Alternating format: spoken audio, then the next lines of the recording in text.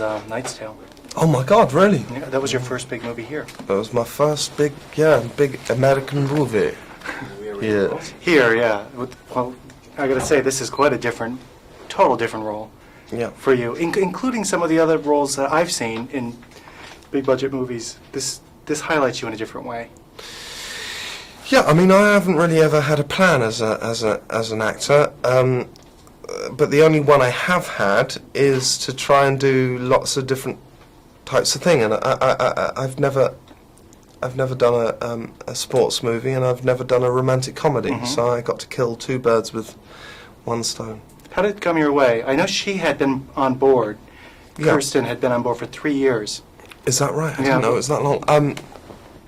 Well, what happened was the director had to meet me because I was on some list or something, and he said he thought I was entirely wrong for the part, and I sort of loved him for that. Did he really? Yeah, no, Okay. he really did. And I mean, I'd never done that kind of thing before, and I think the only thing he'd ever seen me in was a gangster movie that I made, and I think he was. He didn't see A Beautiful Mind?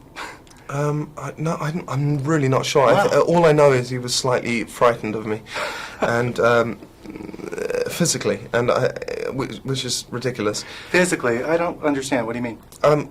Well, he'd seen a movie where I was, beating people up and whatever, and he had this sort of notion that maybe I'd do it to him, which is just ridiculous.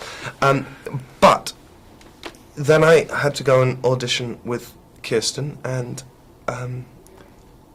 right at that moment I had another film which was Master and Commander, and she was gracious enough and sweet enough to wait for a year, and she went off and made another movie herself, and Richard Longcrane, the director, he went off and made a different movie, and then we all got together and made this. So I really owed them both, and Universal and Working Title, a debt of gratitude for kind of waiting.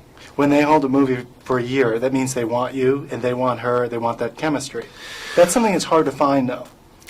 Is it? I'm not sure. Sometimes it is. I think conspiracy. I think it's a conspiracy. This whole what's the word? Chemistry. Because I've made scenes with people where they weren't actually there. Really? And then when you add it all together, it looks like they were, and there clearly can't be chemistry there. I think the really important thing is that you trust the person that you're working with, and that you feel relaxed with them. And then, if that's the case, interesting stuff can happen. But it is acting.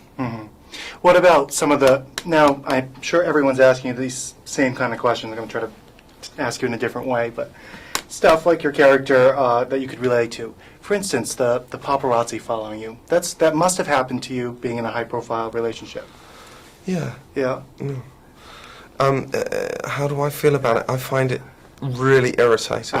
And the only thing you can be accused of is being naive, which I absolutely am willing to accept. If you go, well, you should have known that it was going to happen.